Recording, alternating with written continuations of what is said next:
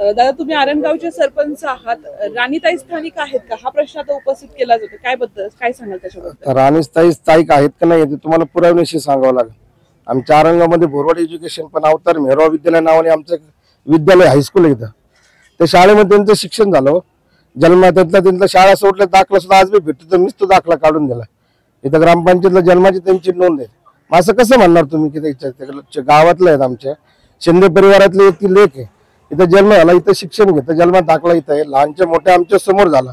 मग स्थानिक म्हणायचं कसं म्हणायचं? असं आम्ही म्हणावं का श्रीनगर ते कन्याकुमारी सगळं दुसऱ्यांचंच आहे, फक्त आरंगावच आमचं आहे का? नगर पारनेर मतदारसंघ सुद्धा राणीताईंचा आहेच ना. जर ह्या नगर तालुक्यातल्या ते शिंदे कुटुंबातला एक लेख आहे, आरंगावची एक मुलगी आहे, आणि जर नगरची ती जर बहीण असेल आणि पारनेरची सुनबाई असेल तर वेगळं काय हो? मग स्थानिक नाही तर कोण येत? तुम्ही एकजुटीने सगळे पाठीशी आहात लंकेंच्या? हो, एकजुटीने पाठीशी आहे. कोविड काळामध्ये त्यांनी केलेलं चांगल्या गोरगरीब सर्वसामान्यांसाठी, त्यांना पायी चालणाऱ्या मुलांसाठी सायकल, अनवाणी भिडणाऱ्या लोकांसाठी चप्पल, हे तर सर्वसामान्य कुटुंबामध्ये करायचं व्यक्ती दायित्व कोणामध्ये? तर लंके परिवारामध्ये. लंके परिवार एक असा परिवार आहे की त्या परिवाराला सुद्धा 2 मुलं, त्यांना कुटुंब होतं. त्या कुटुंबाचा विचार न करता त्यांनी मतदारसंघातल्या सर्वसामान्य जनतेचा विचार न करता पुन्हा राज्याचा, महाराष्ट्राचा नाही तर देशाचा विचार केला. असं मला देशात एक गुणवान नेतृत्व करणारे सर्वजण आहात. सर्व पक्षात नावलौकिक कमावणारे भरपूर लोक आहात, संपत्तीने भरपूर लोक आहात.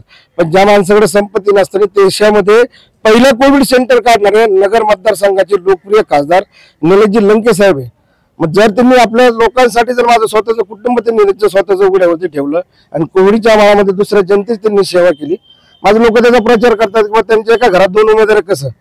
लहानपणापासून जर पती सोबत त्या पत्नीने सौभाग्यवती राणीताई लंके त्यांच्या खांद्याला खांदा लावून त्यांना साथ दिली, जनतेच्या तळागाळापर्यंत सर्वसामान्य लोकांपर्यंत ते पोहोचल्या, साहजिक ते उमेदवारी करणारच ना.